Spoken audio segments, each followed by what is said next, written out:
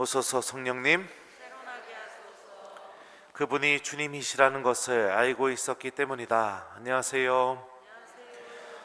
마테오복음서 또 마르코복음서 공통적으로 부활 장면을 보면은요, 부활하신 예수님께서 제자들에게 어디에서 만나자고 하시냐면 갈릴레아에서 만나자고 하십니다. 루카복음서는 부활하신 예수님과 제자들이 만난 장소를 예루살렘으로 제시하고 있는데요, 이는 복음 선포가 예루살렘으로부터 시작하여 온 세상에 전해져야 한다라는 루카복음서 저자의 특별한 신학적인 의도 때문에 이렇게 편집이 되었다고 이렇게 생각이 됩니다. 중요한 점은 예수님께서는 갈릴레아에서 제자들 보고 만나자고 하셨습니다. 그리고 오늘 우리가 방금 들은 말씀 요한복음서도 티베리아 호숫가에서 세 번째로 부활하신 예수님을 제자들이 만났다고 전하는데요, 티베리아 호숫가는 바로 갈릴레아입니다. 그러니까 제자들은 여인들이 전하는 그 예수님의 부활의 기쁜 소식의 말씀을 듣고 그 말씀에 믿음을 두고 갈릴레아로 가서 예수님을 기다리고 있었다라는 것을 알 수 있습니다. 신앙생활을 하다 보면 우리들이 언제나 완벽하게 살아갈 수 없다라는 것을 압니다. 우리들의 삶 안에 믿음도 존재하지만 죄도 존재하고 넘어짐도 존재하고 하느님을 등졌던 순간들도 분명히 존재합니다. 그런데 중요한 것은 그럼에도 불구하고 하느님께서는 그런 우리들을 구원으로 인도하고 계시다는 사실이 중요한 사실이죠. 오늘 복음 말씀을 보면 제자들은 예수님의 말씀을 듣고 갈릴레아로 갔습니다. 하지만 갈릴레아에서 한 것은 절대로 해서는 안 되는 행동들을 하고 있죠. 왜냐? 베드로가 이렇게 얘기합니다. 나는 고기를 잡으러 가네. 제가 몇 번 얘기했던 것 같습니다. 베드로는 예수님한테 사람 낚는 어부로 부르심을 받았습니다. 그러니까 물고기 잡으러 가면 안 됩니다. 사람을 낚으러, 사람들에게 예수님을 선포하러 가는 게 베드로의 부르심입니다. 그가 다시 물고기를 잡으러 갔다는 것은 예수님께서 자신을 불러주시기 이전의 삶으로 돌아가고 있다는 것을 의미합니다. 이미 부활을 2번이나 체험했던 사람이요. 그럼에도 불구하고 예수님께서는 베드로에게 또 다른 제자들에게 직접 아침도 차려주시고 먹을 것도 주시고 당신께서 함께 계시는 것을 보여주죠. 그러니까 우리가 이 본문을 통해서 요한복음서가 정말로 이야기하고 싶어하는 게 무엇인가, 말씀을 선택하고 그 말씀에 믿음을 두고 걸어나가는 여정 속에서 잘못할 수 있다는 겁니다. 넘어질 수도 있고, 그리고 또 순간적으로 하느님의 부르심을 내가 외면하면서 살아가는 선택을 할 수도 있습니다. 중요한 것은 그 모든 것이 말씀 안에서 이루어진다면 주님께서 그 잘못됨을 직접 바로잡아 주시고 주님께서 그런 나와도 함께 계시면서 내가 다시 당신의 부르심에 합당한 사람으로 변화될 수 있도록 보여주시고 체험시켜 주시고 또 인도해 주신다는 점이죠. 부활하신 주님께서는 당신의 말씀을 선택한 그 제자들의 믿음 안에 분명히 살아계십니다. 그리고 그들이 순간적으로 잘못 선택했다 하더라도 다시 그분의 말씀 안에 힘이 있다는 것을 오늘 보여주시죠.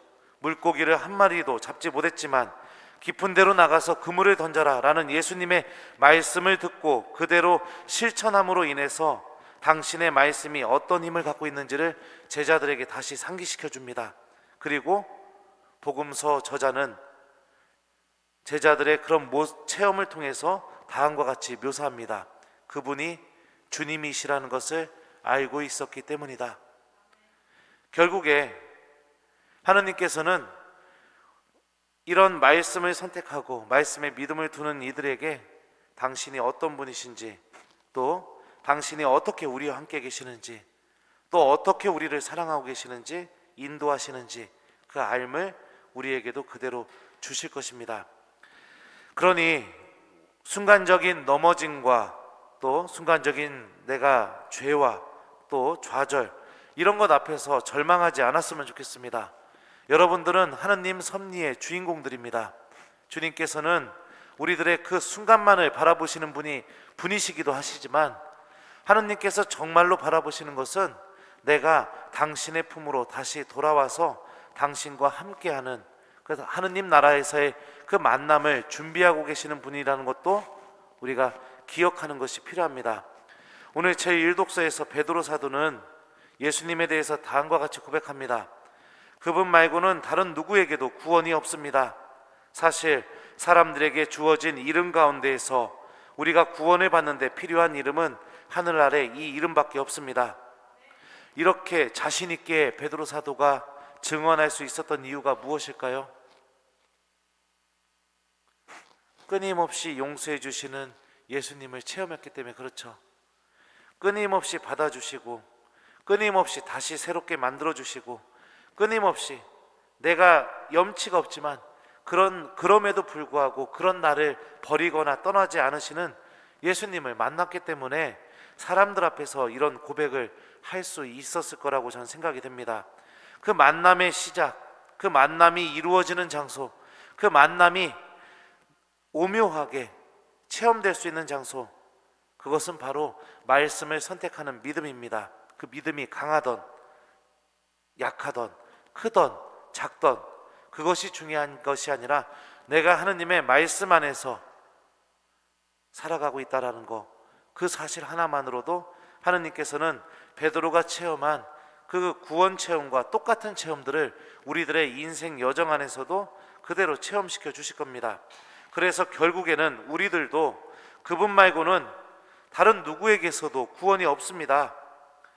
사람들에게 주어진 이름 가운데에서 우리가 구원을 받는데 가장 필요한 이름은 하늘 아래 이 이름밖에 없습니다 라는 이 고백을 똑같이 하게 만드실 겁니다. 그러니 우리들의 신앙생활에서 정말로 중요한 게 무엇이냐, 내가 하나님의 말씀을 듣고 있는가 듣고 있지 않는가가 정말로 중요한 사실입니다. 물론 죄를 지었는가 안 지었는가, 믿음이 큰가 작은가, 나는 기도하고 있는가 기도하지 않고 있는가, 이런 것들도 중요하지만 정말로 중요한 것, 그것은 바로 내가 하느님의 말씀을 간직하고 있는 사람인가, 아니면 완전히 들음 자체를 잃어버리고 살아가고 있는가, 이게 정말로 중요한 식별의 기준이라는 것도 우리가 함께 기억하면 좋을 것 같아요. 자, 그러니 우리는 희망을 갖고 다시 또 하느님께로 나아가는 오늘 하루가 되었으면 좋겠습니다. 이제 여러분들도 하느님의 말씀을 들으셨으니 나에게 찾아오시는 예수님을 오늘 하루 안에 만나봤으면 좋겠습니다. 나에게 밥도 차려주시고, 나에게 다가와서 빵도 건네주시고, 말씀도 해주시고, 이렇게 잘못된 나를 사랑으로 받아주시는 그 예수님의 사랑을 오늘 하루 안에, 오늘 하루 동안 잘 체험하도록 노력하는 그런 오늘 하루가 되길 바랍니다.